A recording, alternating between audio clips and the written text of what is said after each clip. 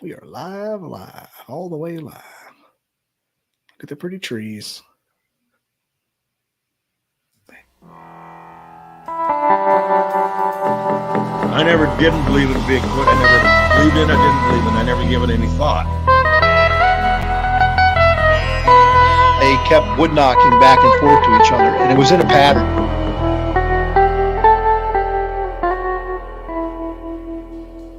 Barn owls don't typically throw rocks. I come across these tracks. Sasquatch is still not on my mind.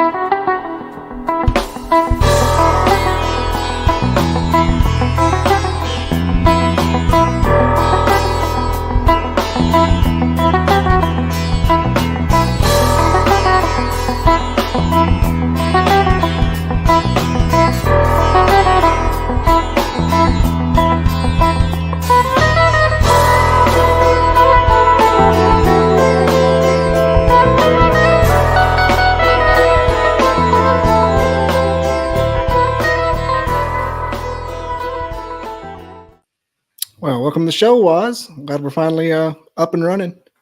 All the way Hello. from Las Vegas. Good to be here, Bobby. Thanks for having me.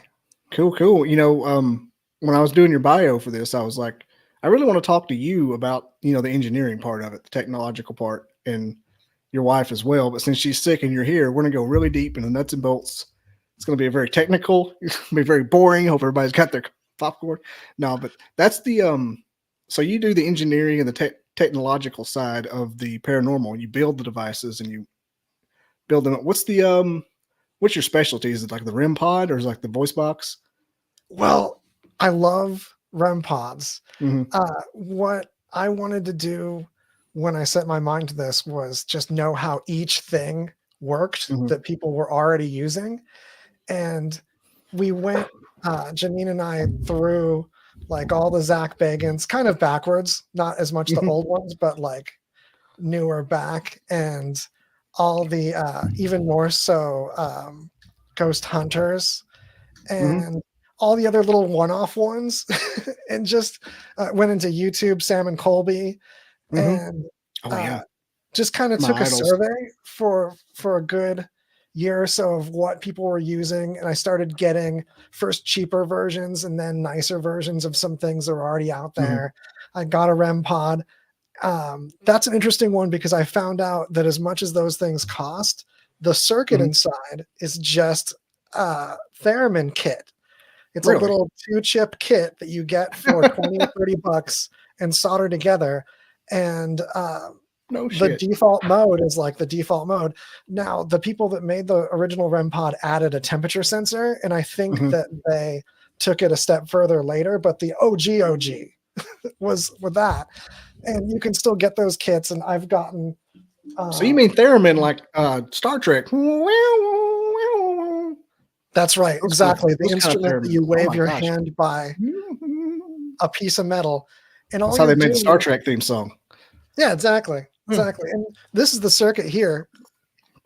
What I did is just throw it in a box that used to have other stuff in it. So it's like a Raspberry Pi. A lot dumber, but I like that comparison. Are you familiar with Arduinos? No. It's probably should be another thing in the Raspberry Pi family, but you can't put an operating system on it. You just put code on it and it just runs it like about as smart as like a smart thermostat or something like that. Oh yeah. And this has a chip kind of like that in it. I didn't know I was that interested in that kind of stuff. I was signed up for a paranormal convention last year, and I can't think of the main company that does them. They're the red ones, and everybody knows they have the REM pods and the Orthodox box. Is that what I'm thinking of? And the teddy bear. They sell those for hundreds of dollars, and I was going to get one and auction them off. And I got looking at them then that they're like $300, $400. I'm like, dang, I can just market myself for that much. Yeah, there's a lot of it's a lot padding there. But I went on an investigation up here at one of the popular ones here, and everybody had those kind of things. Like it was basically a trade show for all the stuff they had on the internet. that that investigation I went on. So I was like, man, how do these things work? Like the K2s and the REM pods, and even the cat balls. I've got a garage full of cat balls. I don't even We've have any started cats. bringing a bag of cat balls. The Mhm. K2 is an EMF meter. So in that one, Mhm. you're picking up electromagnetic fields. But what I love about the REM pod is the fact that you're picking up something interfering with a field that it's already making. Mhm. And people always explain the REM pod all these different ways to make it sound really exotic. And it does have to do with capacitance, and capacitance Yeah. just as a thing is exotic. But it's really a lot like the touchpad on your computer or a touch screen, just two antennas. In this case, with the REM pod, there's the one antenna that you see, and then there's the ground inside the device that you don't see. And electrons you don't see are just flowing from that antenna to inside, and you're just disturbing it. You're getting in the way, or actually the conductiveness of your hand is helping a little bit. Mhm. And that's what I'm picking up in something experimental that we're working on. This guy is actually 2 REM pods. Oh, that's so funny because it's a green circuit board. It's looking all purple, Eh. got green screen in it. I was wondering what Didn't that think of was. that. So this guy is an experimental board that we have different shaped metal pads on to act as 2 antennas, one for yes and one for no. And the idea is that we have a yes REM pod and a no REM pod, and the same device comparing the two, the same brain. And that brain is one that we're just barely starting to bring to market, but it's a little brain that is an Arduino, a lot like a Raspberry Pi, has a little screen, and we wrote our own firmware for it where Wow. it can use this little hat to detect temperature changes like drops in temperature, humidity, or barometric pressure. And it also has a little accelerometer. So, when you move your phone, it can detect it, but phones weigh a lot. This thing doesn't weigh anything. So the tiniest little touch, I can't even hold it steady enough. And it'll tell you which axis bumped it. So we've just Oh wow, started see it. doing some X investigations and with this. Y. We have some investigations on YouTube. We've started using it with a few of them where we've scattered them around, and then they'll Bluetooth to my computer. So I can see on the Bluetooth logs, oh, hey, something just bumped the one in the hallway, or something popped up above the fireplace or something like that. They can all report back as we stash them around the room. But that's what this guy is going to plug into when we have the final design for it. You can see we're still testing which pads kind of separate better. There's a reason why there's not a dual REM pod on the market right now, and they interfere with each other. If you put 2 REM pods next to each other, they fight, and one wants to piggyback the signal of the other. And so I've been solving it with code, which has been messy, but we've got it working. Now it's just dialing it in, working better. If they can do it with those big microphones in the ceiling, they can do it. You can do it with that, surely. Yeah, and with a shared audio video background with me, that like interference it's a harsh mistress. The echo cancellation thinks it's doing something good, and it's really just screwing you over. Yeah, you run into exact same things with that, kind of like a metaphor for that is going on with the way they crosstalk. So eventually you can set those things up on the wall and get like the actual shape of the thing moving through. That's a really cool vision. That's something I want to get machine learning involved in, because we know machine learning works well with things like the SLS camera, which, just aside, that's actually an Xbox 360 or Xbox One camera. What they do is the Kinect. If anyone's familiar with the Xbox Kinect, it was this camera thing you'd put on your TV and dance in front of it, and it would detect your joints by where it saw your body moving and use that for game input. But that's found a role in paranormal with lots of people, because it will find an entity there. Sometimes it'll wave at you, sometimes it'll respond to commands. It's unbelievable what you can pick up with an SLS camera. And so that's an example of machine learning, what's being labeled as AI now, as many things as AI is meant, being I didn't know used. those were connects, by the way. I knew what they Yeah. were. I didn't know they were. So you can have your own It makes XLS sense. camera. No, The the only trick funniest. is they need So a the really funniest. powerful computer. So Yeah, you have to have like a gamer laptop on your back or something to really get a high you have to frame run rate. around like what was that that newest Ghostbusters movie with the kid named Podcast with this whole thing set up on his back? Oh no. Yeah, he just ran around with the whole mixture on his back. There's a lady here in Tennessee that did a SLS investigation, and the ghost was pleasuring itself on the couch. Oh great. It, it was doing the telltale motions, Yeah, and I I'm like, believe it. I mean, that's not a lamp doing that. I'll tell you that. Our creepiest was probably this old dentist chair that was this chair had dentistry done on it before anesthesia, and someone kept popping up sitting in it. There was also this hotel owned by the mob in California, the Aztec Hotel, and upstairs there was a couch in this room that people kept reporting things happening. And lo and behold, someone kept popping up sitting in the couch in the same spot. We even came back later that night, looked at the couch from a different angle. Because I mean, it's one thing if there's like shadows shaped like a person or something that would fool human eyes into, oh, there's a person shaped thing there.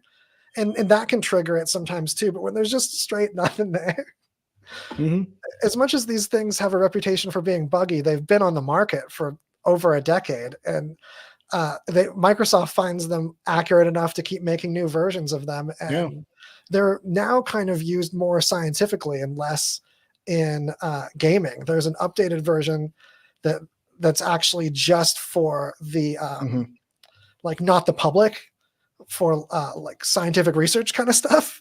So that's an interesting coincidence.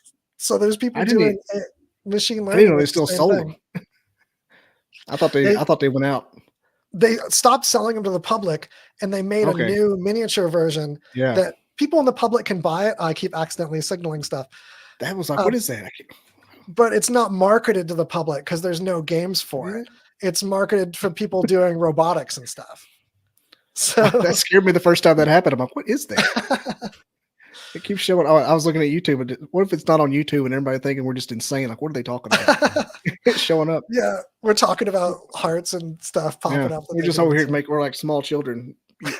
We're gonna just unbox toys here in a minute. You need us. I love what you said about finding like an image with the radio frequency kind of data or capacitance data, because there's actually these researchers that have taken a Wi-Fi network and used machine learning to visualize the people behind a wall based on what they do to interfere with the Wi-Fi network. And especially when you get into 5G and smaller frequencies, people interrupt them more. So I touched on this like a little bit in that same video where we have the dentist chair. I was messing with this really simple piece of test equipment that would put like 2.4 gigahertz, like a little bit older Wi-Fi between two antennas, and then the waveform would move if something moved between them.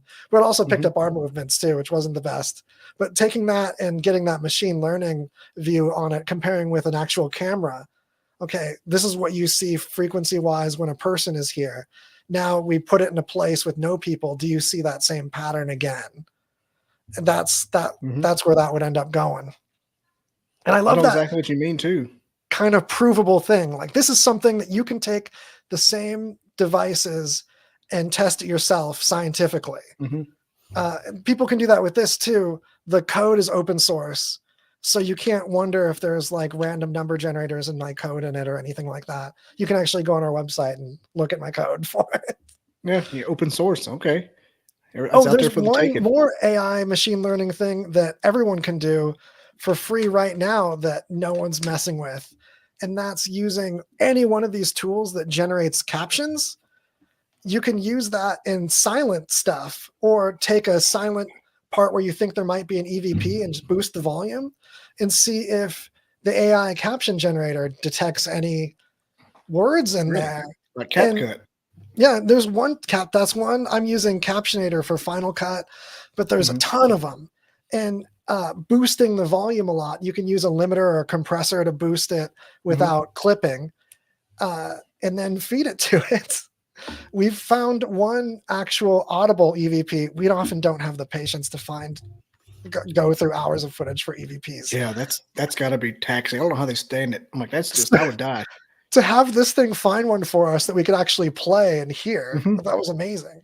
See, that's next level. That's thinking outside the box. Because nobody wants to do the new things with any of this investigations. They want to do the same thing. Well, Bigfoot's not real because I can't get him on my phone. Well, that's not. Maybe you're not trying hard enough. And I've seen a Wi-Fi heat map in action, and I can imagine that if you had some kind of AI that checked it over and over, you could almost see something moving real time. It's like a reverse thermal imager, almost like a reverse FLIR. Totally. I love that idea of that. Again, it's something you're imaging, something you normally can't see. This time it'd be radio signals instead of heat. But that idea is really valuable, I think. Especially something like a entity, I'll call it that without saying spirit, but that to exist soaks up the energy around it. And so it would definitely soak up a Wi-Fi signal. It would love that. Like a Dementor. So, and I was having to explain it. My cousin sent me her internet was sucking. I'm like, well, show me, do a speed test from these two places in your house. I'm like, why would it be different here? I'm like, it's between three walls, bro. Wi-Fi can't get through. Wi-Fi can't get through sheetrock. It dimensions it like 30% every time it goes through one or more. And the faster, the newer the Wi-Fi, the worse it is at going further too. People forget about that. Like it's actually switching to an older Wi-Fi when you go further away. It's hot up close, but not further away. We're coming with the hot tips in this episode. I'm glad I'm not a cable man because I don't care. Like I know how it works. I don't want to explain it. Like, it just does, man. It's gonna be the most male heavy watched episode I've had so far. Well, hey, it seems that way, the way, we get into our trucks and stuff, but getting into the gear has become something that's for everybody now. You don't have to have a technical background to pick up an EVP meter on Amazon. Or a ton of money either. No. It's hobbyable. Very hobbyable. That's a word. We just made a new word up. Hobbyable. Yeah, it's not much, like $200, and you got all kinds of stuff. For $50, you can have a K2. Oh, if you're going to spend $50 instead of getting a K2 that's just the 5 lights, I mean, it's good that it's something that's as universal as it is, but there's ones that'll give you an actual number and measure milligauss as well as measuring the hold on, I'm firing up one I want to show you guys.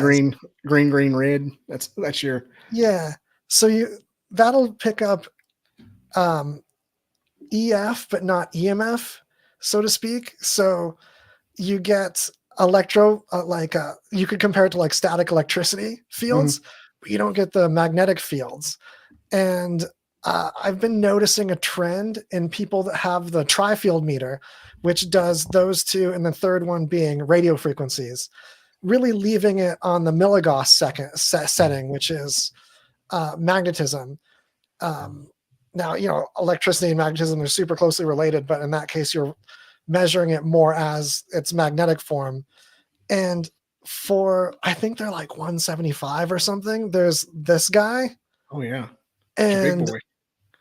This will do all three at once. So you don't have to worry about if your switch is set to milligauss. You can see this one spike in the RF or the EF, which is electric fields versus what are those called? Fields. So tri-field meter is the brand name for the most common one. I tend to this one is like technically those three, but EMF is that's the buzzword. So basically if you're looking for something for EMF, looking at EMF meter, I think would be the main thing you'd look for searching for things in this whole family. Yeah. So a tri-field meter is what is that the brand name or is what they're called? Tri-field is a brand name for one. that's like the OG next to the K2. I feel like So everybody's got a K2 just for the heck of it.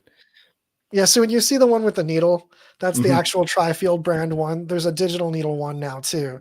Mhm. And its biggest advantage is that it moves quickly, so it gets the spikes. And either the analog needle gives you time to see a spike, or on the digital one, there's a little upper part that not a lot of people notice that stays at the highest level. Whereas one like this, there's a little part at the top that says peak, and Mhm. that'll tell you I what see the it. last spike peaked at. And also, you can't see it now because there's nothing going on around here, but this part is a graph. If I put it next to something emitting like this clock or something, we might get a little spike on the graph. But that's my favorite thing about this one, is it measuring all three at once and giving a way to look back and see a spike that might have happened. Because that's the biggest bummer with a cheaper one, is Mhm. missing out Yeah, on the something. little lights. Like you don't know what it Yeah. is. It could be the bathroom mirror. Unless you have a GoPro strap to it, you Mhm. might not.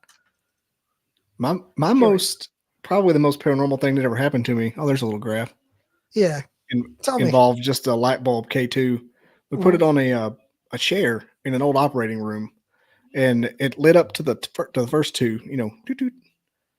And then I picked the chair up, moved it around the room, and it stayed. It's like it's like the ghost was at a bar mitzvah, and I was walking it around Just for our hung Jewish out with wedding. Yeah, and I set it back down, and you could pick the thing up and move it directly up, and it would stay that way. Move it up, and it'd go away back in the chair. It was like it was sitting there. I was like, and then we're sitting there for about 5 minutes talking to it, and like, hey, can you make it intense? Can you see, hey, can you make the light go? And it went to the middle, moved another light up.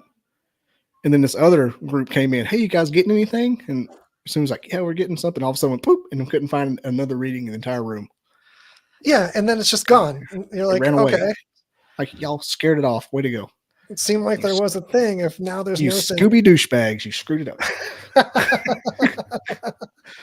But it was kind of cool. But it was kind of proof that like maybe something was intelligent by the fact that it ran off whenever 5 or 6 more people showed up. The responding to questions too. I love Yeah. that you brought that up, because that's my another one of my favorite elements to this, to make it more scientific, Mhm. while also being as fun as it is that I wasn't scared at all. Is the thing. getting questions responded to on something is just the best. Hey, I was I trying to also find a love picture of it. when there's a medium involved. Big shout out to J9 that couldn't be here Yeah. because she's under the weather. But my partner in all this, and my wife, is excellent medium, and was, there's a stigma to it and a reluctance to come out, so to speak, as one. But since we've gotten together and done these investigations together, it's been incredible how much it's proven to me, seeing her come up with such details to things that I could actually verify, even just going around the graveyard.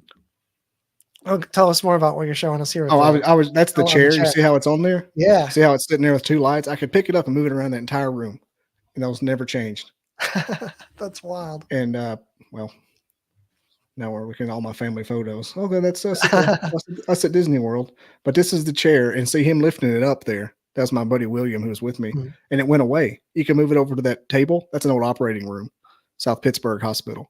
Put it back on the chair, it comes back. So it was like in that one, and I picked the chair up. I say it, but it was like I was at a Jewish wedding. I was moving it around by the legs. I mean, I went like 10 feet away, and it never changed. I set it back down, and those people came in. Hey, you guys get anything? Yeah, we got some activity. Gone. Damn it. Yeah. Isn't that weird how more people messes it up too? I've also had that experience. We went back in that room probably 6 more times trying to get something, and nothing happened in that room. I mean, it was even warm. It was like muggy. It wasn't active at all. No heaviness or anything. There's something else that Jack Osborne brought up that I liked too. That I love him and his shows. I know. I regret not mentioning them earlier. They're some of my favorite, if not. And him and Patty Negri shout out. Mhm. She actually has one of these that she's testing for us right now. Oh, cool. Heck yeah. Yeah, she was super nice. I highly recommend anyone patronize any of her seances and get her book too. She's great. But Jack brought up that also Jack, like I know him. Jay, But- the J man. Yeah. But that different places, different machines seem to light up. It's almost as if some entities learn how to mess with one machine and then others learn how to mess with another and kind of prefer one or another in different places. And we'll do controls sometimes too. It's like you said, these things are cheap enough that you can leave an EMF meter over here or have something that measures temperature in one spot and not another, and actually see if something's going on in one spot and not just the house or by this electrical junction box or something like that. And freaking cat balls, you can have 1,000 of them. Yeah. Yeah. Just leave them out just in case. That's what I like about them. I was handing them out to little kids coming by my booth and like, hey, what is that? It's a cat ball. And like, oh, we saw those. Yeah, we can have handed one? a few I out was, too. I love I was that. hooking them up. I'm like, yeah, what? Dobby, they owe me a life debt now. That's a Just giving great Dobby thing his to talk. spread. Mhm. It's they're cheap. They don't do anything on their own. It's a physical spring terminal in there that has to touch to make the thing activate. So like, and it won't light up if it's not legit jostled. So the fact that they do is incredible and something that I love bringing up for people to test. Big fan. It's the same as those old light bulbs from the 90s that are the light fixtures that you could touch. And instead of having a switch, I think it's like the same technology. Yeah, that's capacitance too. That's just like they're like a REM Yeah. pod that are only on or off basically. It's like a touch. But in REM the pod. cat ball, it's actually a vibration. Like it's a something getting shook in there. Is that what it is? I wondered. I had it at my springs. desk at work. I'm just looking at it. I was, what makes this thing work? We There's think a our little building's haunted, so I spring. brought some in. It's Yeah. a little box, and the spring swings over and bumps into one of the walls of the thing. Chris said he found his cat ball guy. I've got like Yeah. 20 in the garage, man. I think they've got my QR code attached to them, my promotional items. That's such a good piece of merch. I love that. Or the I promotional didn't even item sell thing. them. I was just giving them away. That's what I mean. People loved it. So did you put like a sticker on it or something? I got Did like you get it looked like I was laser the weed engrave man. them or something? It looked like I was the weed man. And I got these bags from Hobby Lobby about the size of a Post-it note. And I put them in there and seal them up and stapled I printed out a bunch of QR code and stapled them to them. That's even cooler because it's It looked like the Mr. Nice packaging Guys then. scene on Half Baked when they were giving out all the stuff at the bar. I love that. Mm-hmm. That's actually what this is, and these were vape cartridges at one point that the box came from. But I mean, this is like a $20-$30 REM pod then, minus the labor of assembling the thing. Let me ask you this in the same vein as what you're saying is your artificial intelligence controlling the beam, controlling the frequency. What do you think? See, I'm of the camp that these cryptids, some of them are real, some of them are just superstition. But the reason we're getting these bad photos is because they can, shed their electromagnetism. I mean, they're doing something new. They're not there, or everybody's lying about it. I was thinking maybe take a video camera, like a cell phone or something, and put it inside of like a Faraday cage. And that It's way, very valid because it's only optics going through. Then there'd be no RF. Do they operate in that level of the fourth dimension that they can reach inside the Faraday cage, or are they sending actual beam as they're there? Have you ever seen the Lost Coast tapes of the Bigfoot show, Bigfoot movie? It's real good. No, it's like Blair Witch with Bigfoot, kind of exist as too. But every time the entity shows up, the camera goes, and you'll see just a hint of it running by, and it'll clear back up again. And I kind of think that they're onto something. That's how it works, because it seems like everybody who takes a picture or something like that is just nothing. I mean, like that it was is right a there. way. That would be a good way to rule out that theory or not, is go hunting with cameras and Faraday cages, and thick ones too. It has to be a big one. Good- You look like an good idiot thick walking around with the close mesh. Epcot Center on your back.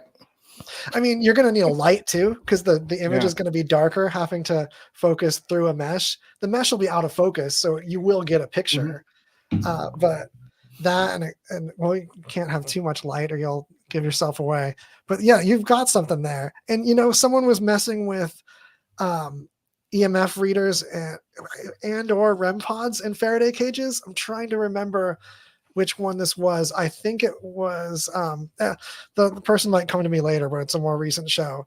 And that's fascinating too, because you said, what if the entity just moves inside the Faraday cage?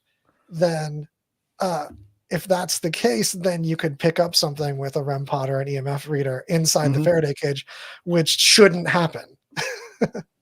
Which shouldn't be possible, especially with, something really strong, sure, something like maybe focused on it that could just overwhelm the mesh, or something magnetic. So I shouldn't say EMF, because magnetism is going to go through the Faraday cage, although it's going to mess it up. Even copper will mess up magnetic fields. Copper is notorious for this, even though copper isn't ferrous. Fields still get affected by it.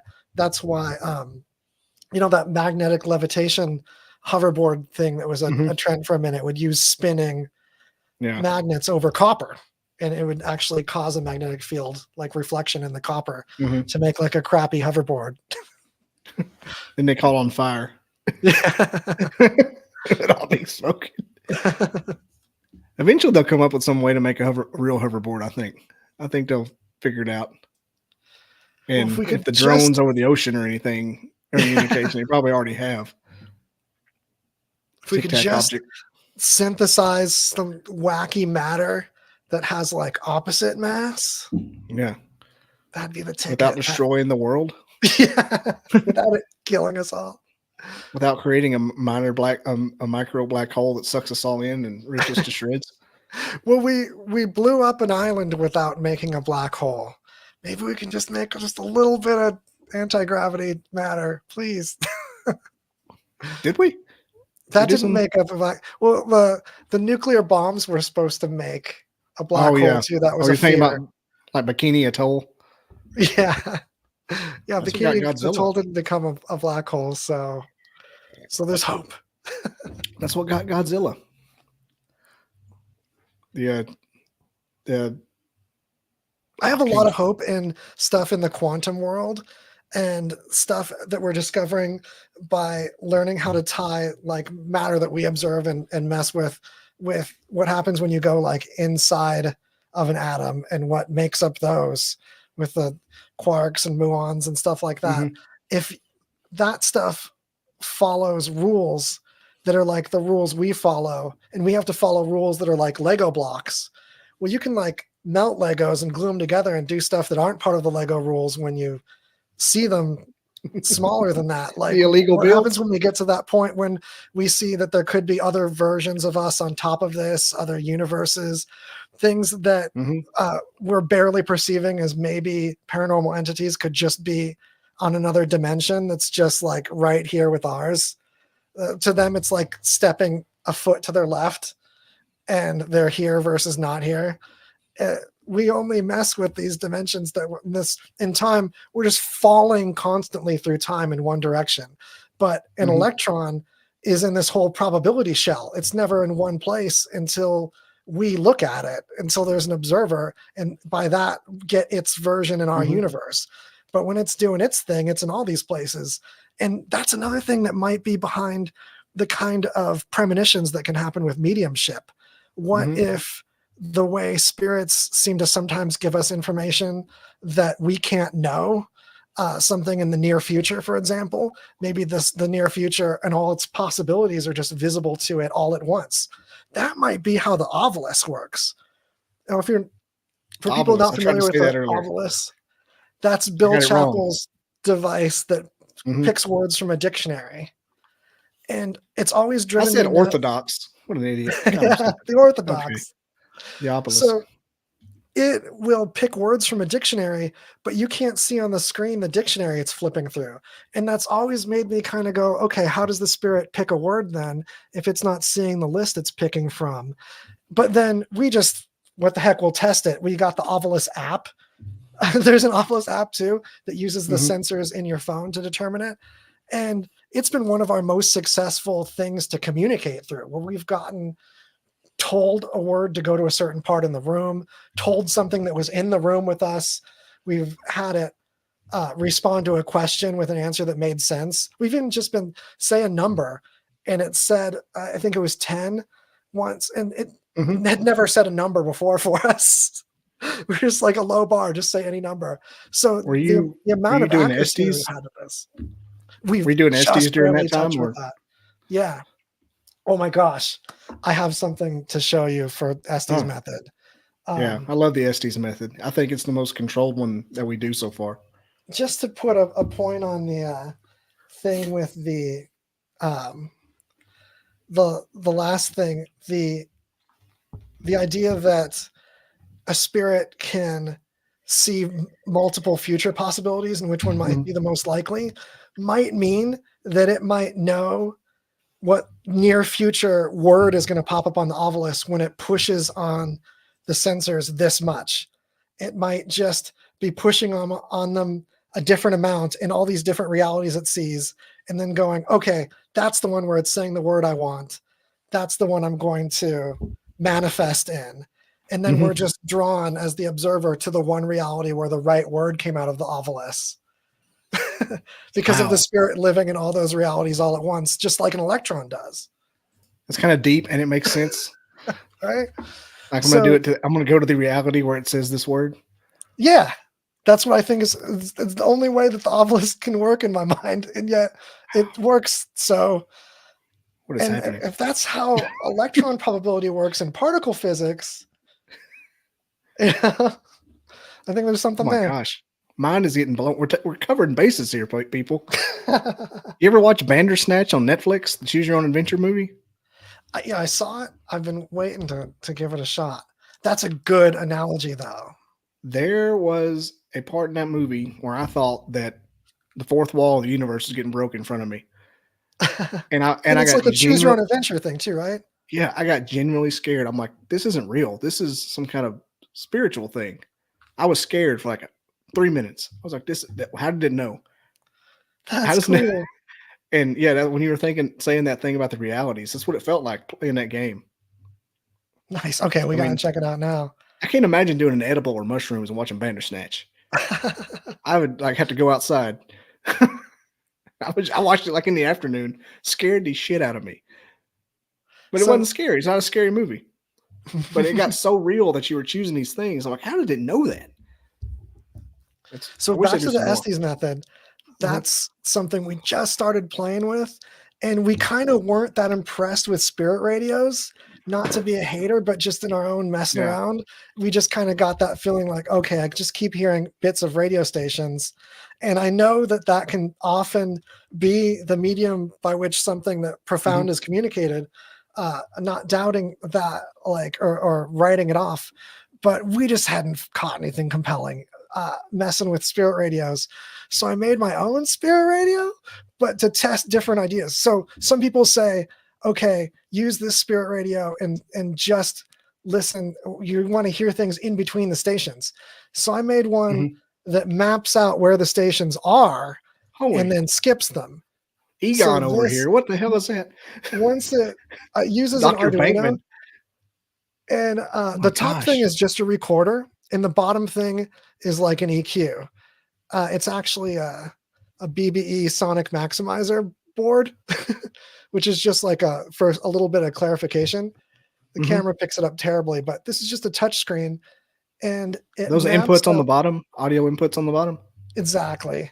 So you can record what it's picking up. So, part of what I think is valuable about the Estes method is this thing called pareidolia, where the brain will try to make sense out of random nonsense, which is often a discrediting concept. But I think for someone that's a medium, if their brain has some nonsense to put something together from, that could just be a substrate for them to hear something out of that's valuable. So that's why people don't often record the Estes method, because it might just be static in the recording, and it might be more about what that person interpreted the static as. and that being an answer to a question that they don't hear. Just for people that aren't aware, I didn't explain the Estes method at all. The one person is wearing headphones and listening to a radio either playing through a bunch of stations of static or a bunch of chunks of stations. And then someone else asks questions that they can't hear. And if they hear anything in the static, they say that. And often what they say is a response to the person's question, even though they can't hear that question. So we've started messing with it with just legitimately being the noise between stations, where it's isolated stations and avoided them and just played crap between there, which, there could be some faint junk in there too. But when it goes with a question validly, that's still why is that happening? You want to know how I explain Estes method? And I always you remember how Bumblebee talked in the Transformers movie? Yes. He didn't have a voice box, so he's like 7, 8. But I didn't know really what to expect because those, like you said, the radio frequencies, it could be anything. It's like a station identification, WXTZ. But I was in the body box, Old South Pittsburgh Hospital. They didn't have a morgue, so they put the bodies in this room. It was like somebody's bathroom. It's like a Jack and Jill bathroom with the caskets. And my buddy Will was doing the Estes method. And we had kind of a relatively well-known paranormal investigator was leading the charge. JB Coates. She's from Tennessee. She's kind of a big deal, She's the Zach Bagan of our time. But she's going to kill me if she hears me say that. But long story short, he's doing the Estes method. It says 14 people in the room. We counted. There's 14 people. I was tripping. I'm like, what? And then it said 5 people left. 5 people came in, and this other group walked in. 5 people. Oh, and this dude was inside of a room, blindfolded. Estes method, full blown, no kind of interference. Blindfolded too. I forgot to mention that. Yeah. Thank you. Basically blindfolded and covered up. It's extra sensory something. I don't know. Isn't that what it's called? Estes. Estes I thought it was named after another person. Oh, dude, you know what? I'm probably wrong, and it's an acronym, and I just don't remember. Well, we're going to find out right now. That's good. Hey, that's good hosting. Pull that up, Jamie. Sam and Colby on YouTube actually interviewed the guy that invented the Estes method, and I remember his last name was not Estes, so I have that bit for you. I love Sam and Colby. They were somebody told me they were fake, but I'm like, at some point when you get that big doing paranormal, you're going to do something that's questionable.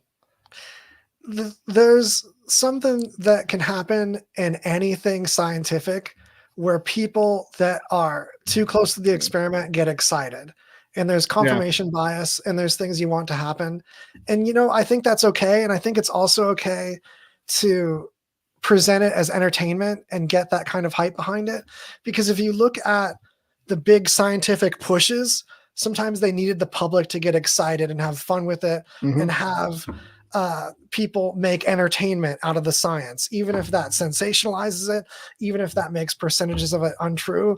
Percentages of documented scientists are untrue as we keep disproving things and keep learning and stuff.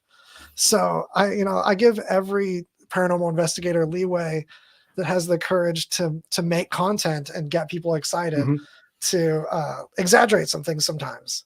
The thing is, it piles up, and people can do their own research and their own confirmation. And we can also, as editors, kind of frame things fairly too. Yeah. And I think the problem nowadays, everybody has access to all the tools. Yeah. And it's only growing. I mean, there's myths like the incubus and the succubus and other myths that have gone away, but just the concept of the ghost and communicating with an unseen entity has continued, and it's continued into the era of recorded documentation and unlimited convincing cases. So, dude, the ghosts, anybody that I don't understand how anybody couldn't believe in ghosts right now. I don't get it. At all the things, aliens are out there, even if it's just like a microbe 10 billion light years away, foregone conclusion. And ghosts, they're out there. There's too much evidence. Bigfoot, I can go back and forth. I mean, it could just be a demon could just be pareidolia, but ghosts and aliens are real. Like there's Yeah, there's a anywhere around it. mathematical thing with aliens too. Is just Yeah. like It can't not exist in some capacity. the math also kind of explains why we wouldn't bump into like punk teenage aliens that The that would be all neutrinos obvious and stuff. from Because something that could make it this far is capable of being discreet about it. I mean, if it can go this freaking far, by the time we can make it over there, we can be a bit sneakier too. Oh yeah. I have an explanation on the Estes method, by the way. I have an update. Oh, yes, I have continue. a news update. The Estes method, a paranormal investigation technique, gained popularity in recent years. First developed by Carl Pfeiffer during his investigation in the Stanley Hotel, get this, in Estes Park, Colorado. That's where it came from. While he was investigating for The Shining. The location being part of the name. Why didn't that occur to me? Couldn't call it the Pfeiffer method? I guess Estes method sounds cool. He's honoring his hometown. Yeah, that's wild that this comes from the Stanley Hotel. Yeah, I was thinking of extrasensory telepathy. That's the era to look at the Sam Colby stuff for his interview was at the Stanley Hotel.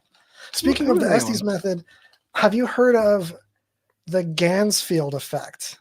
I have. I don't know what it is. I have. That's the one where you put a half a ping pong ball over your eye and shine red light so that you induce hallucinations visually because your eyes are bombarded with information in the form of the red light, but it's nonsense information. It's just, it's like white noise for the eyes. Yeah.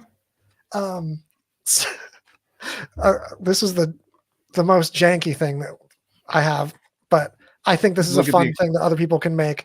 You can get these colored LED pucks to go underneath your countertops, stick them in hot glue them in reading glasses.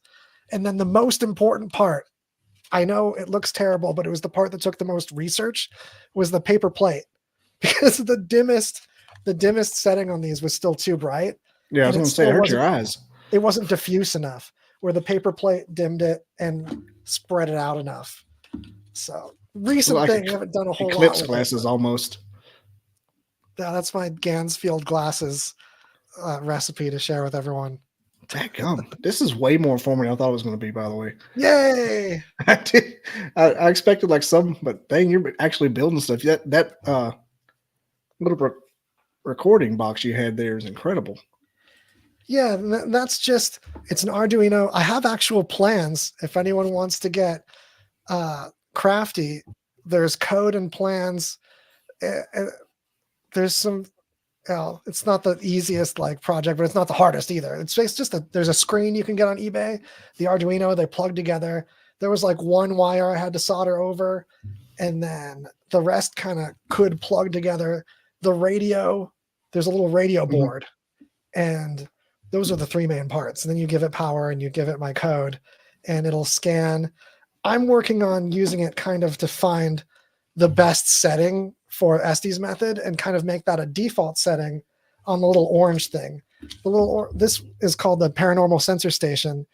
And soon you'll be able to plug a radio module into this guy and be able to do what this thing does and just have the right setting be just the default and scan just the blank spots between stations and help us study what goes on there together.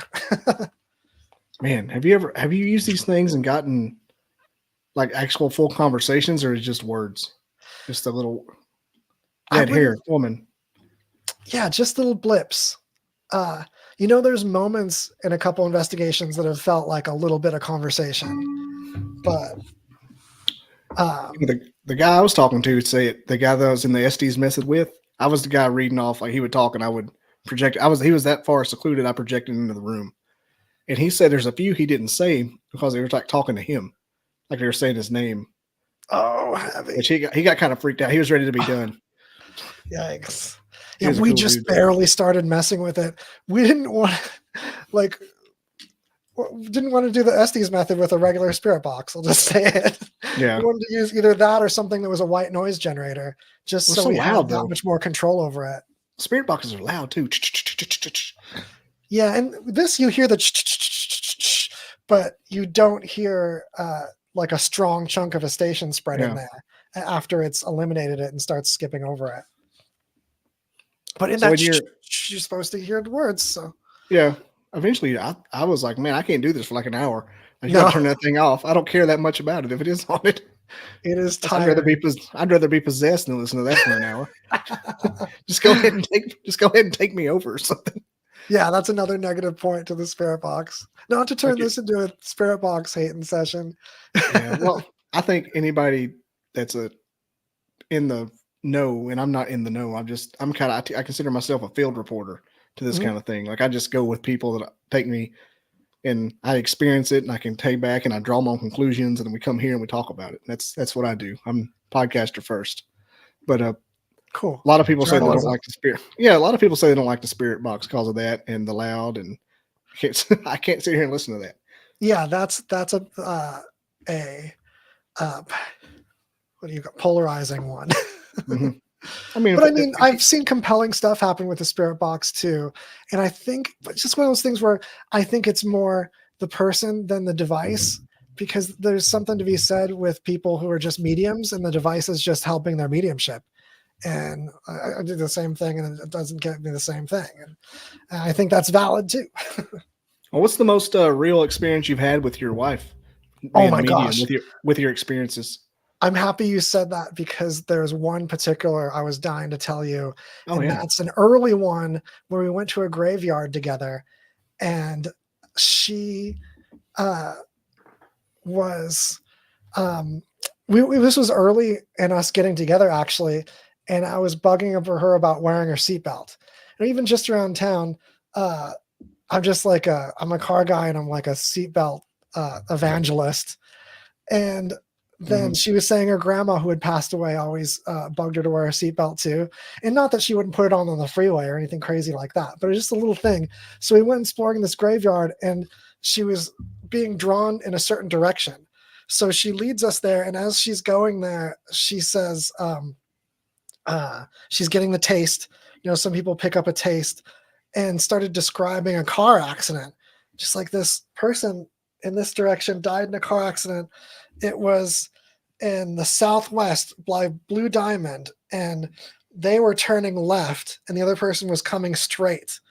And that's where they were hit. That's where it ended for them. And she leads me to this corner of the cemetery, and there's a statue of a heart with a seatbelt over it. And there's this like memorial to this young woman that died in a car accident that I Googled, and it was the vehicles made exactly the moves that she described. It was exact. So she called it out. Yeah, she called out the specifics of the accident. What's the And taste? this was not like a part of the cemetery we had walked past.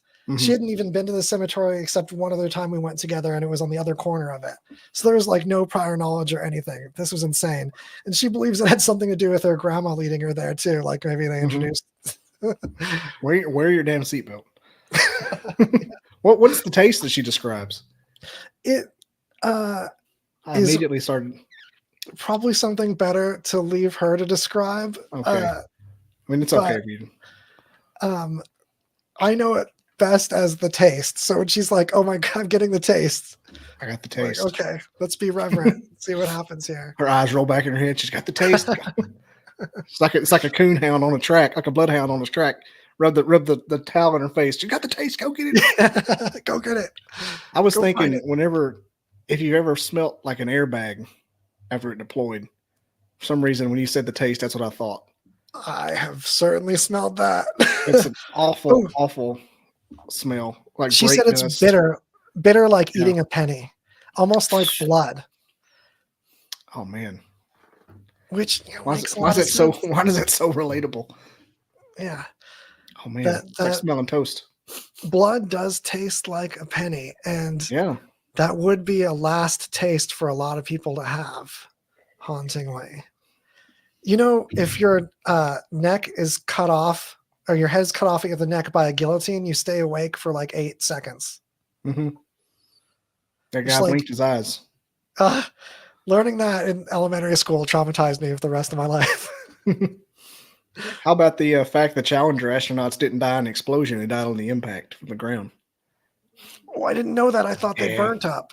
I might No, have been no, mixing that up with. they survived the explosion. They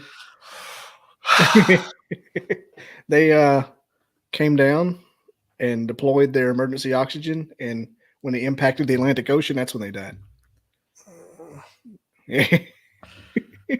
I love just At least the ruining Titanic parties. submarine people got a surprise one. Yeah, I love ruining parties with that one. Everybody having a good time? Is everybody having a good time tonight? How's it going? You know, I'm waving my drink around, martini glass. So the astronauts on the Challenger didn't die on the explosion. I don't know what. Everybody's buzz just goes out the window. Yeah, I need to go call my mom. They just that's leave. our kind of party. That's goth. That's cool. I love it. Just ruining it. It's my. How do you know this shit? I just do, man. That's what I was gifted with. I like when the Titanic submarine imploded. I had to know, like, what were their last minutes like. I was very invested in that. I never watch news. I don't like news. I hate news.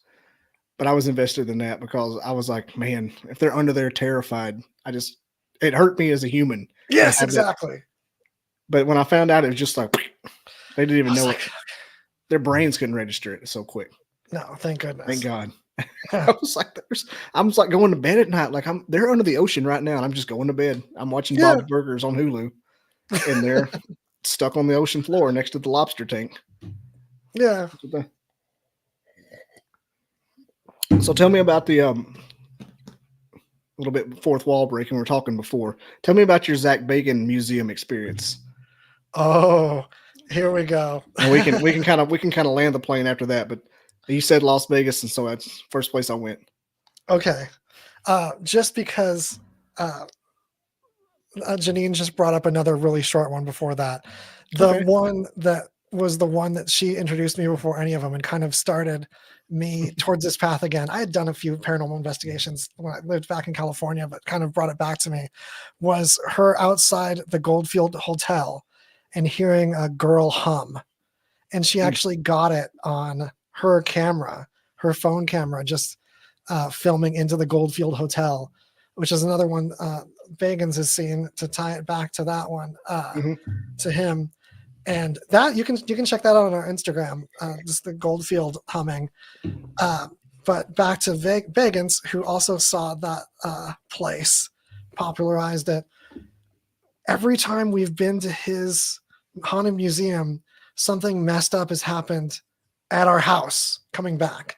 The most recent one, we came back home, and within a couple minutes of stepping in, not as we were walking up to the house, mind you, not already going while we were gone. After entering our house, all the smoke detectors started going off. And I had to go through one by one, I had to remove every single one and then put just half of them back one by one to get it to stop. They'd stop for a second and then come back in and another one from another room upstairs and then travel through the whole house. It was wild. Smoke detectors, huh? Yeah. All this, whatever followed us home or whatever, ruined all the smoke detectors. You know, they have an expiration date too, and they're not expired yet. They're not like ancient ones or something. And they don't go off on their own either. Just why all of them? So that's interesting. Does she have any idea of what entity might have done it? No specifics on who. Usually, if she gets a specific name, or it'll usually be a person. So as far as entities beyond that, that's a bit nebulous territory for us. Another time the air conditioning broke. There was something always. Plumbing. There was a plumbing nightmare. Another time that she came back from the haunted museum and had to repair all the toilets. Drained batteries is another thing everyone sees. Wait, were the smoke alarms going, or were they just chirping? Oh no, it was the full. There was a fire. Oh my alarm. God! I was gonna say, because I know when they lose their batteries, they'll do that. I know she didn't want to give it attention because it was she was afraid because it was the third time it had happened in her house after the museum. That was was it the third time the smoke alarms went off, or just the third incident? Third time she had gone in the museum and something wild had happened at the house. You got to go back. Like, we need to go back and smudge before entering the house. That's another weird thing. It seems like smudging works. Every time we've investigated a place that they smudged, we don't get stuff. That's another weird thing.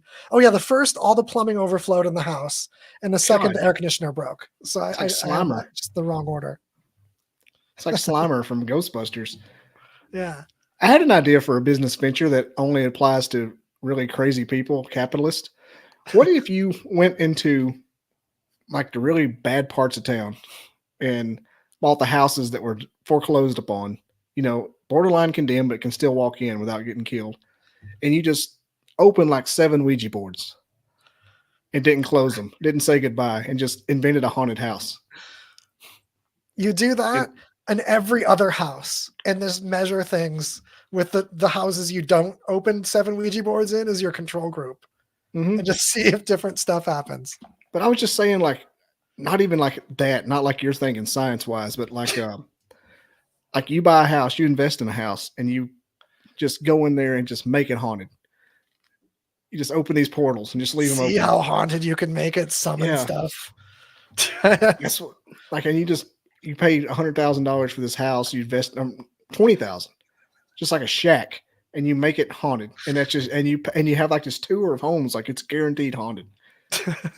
And these kids come in like escape rooms and just stay there overnight, and they pay you $1,000 or whatnot. All of a sudden you're a billionaire from opening all these portals to hell. But it doesn't matter because it's not your house. Yeah.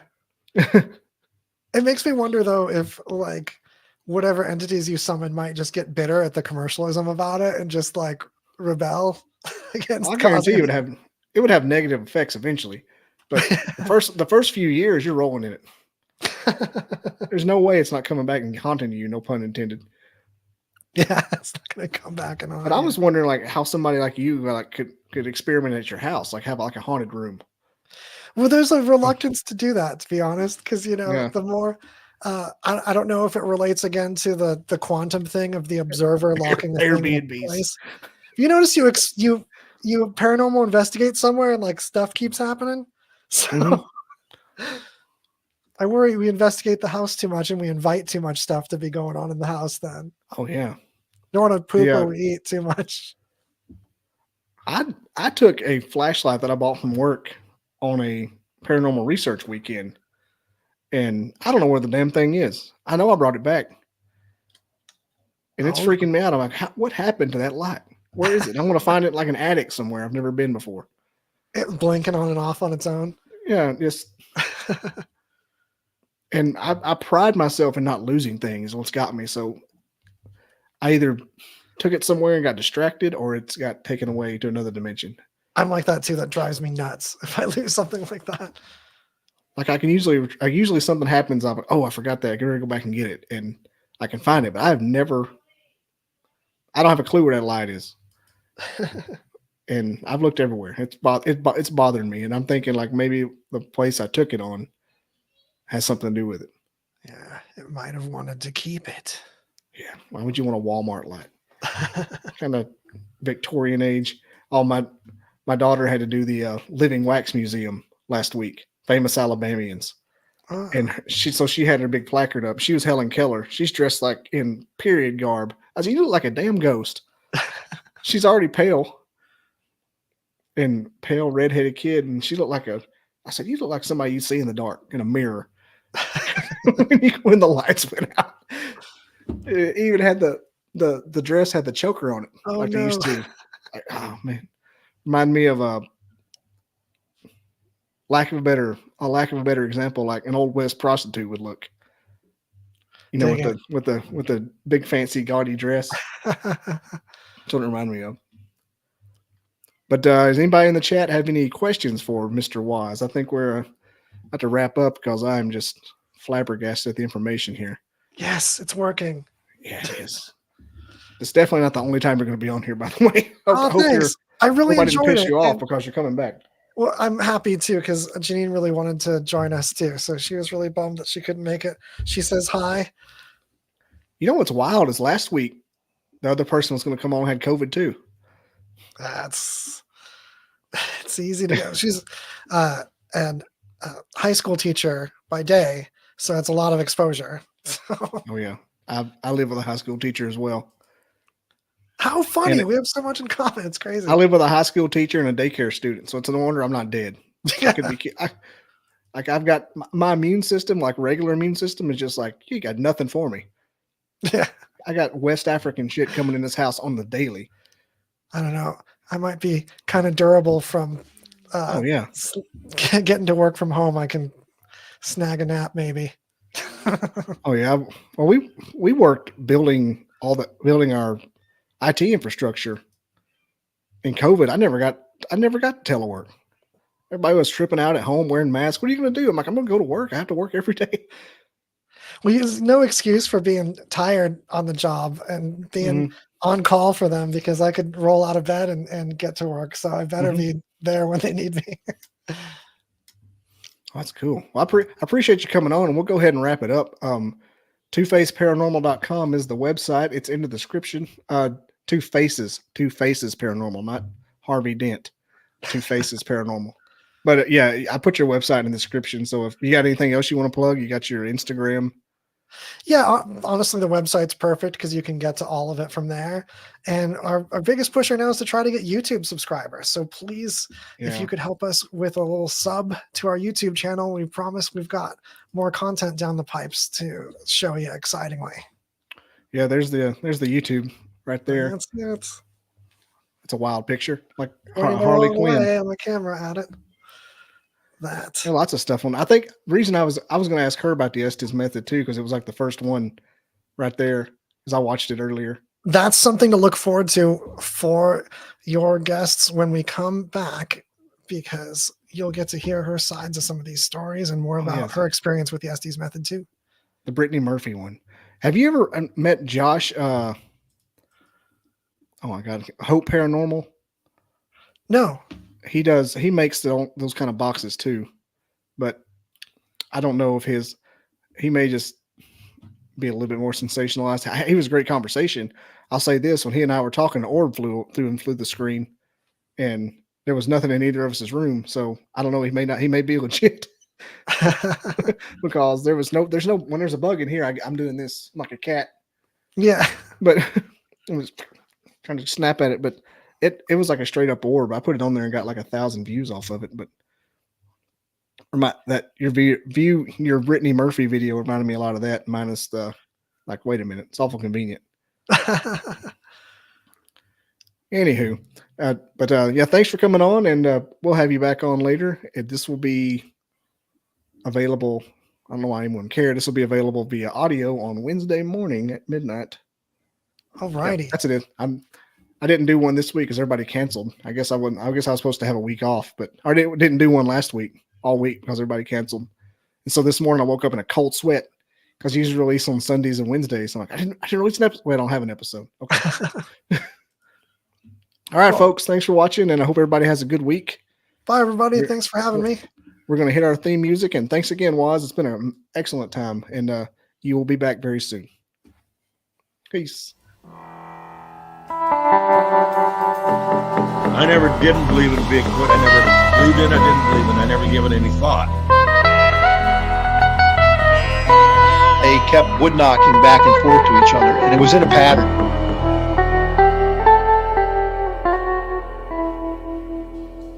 Barn owls don't typically throw rocks. I come across these tracks. Sasquatch is still not on my mind.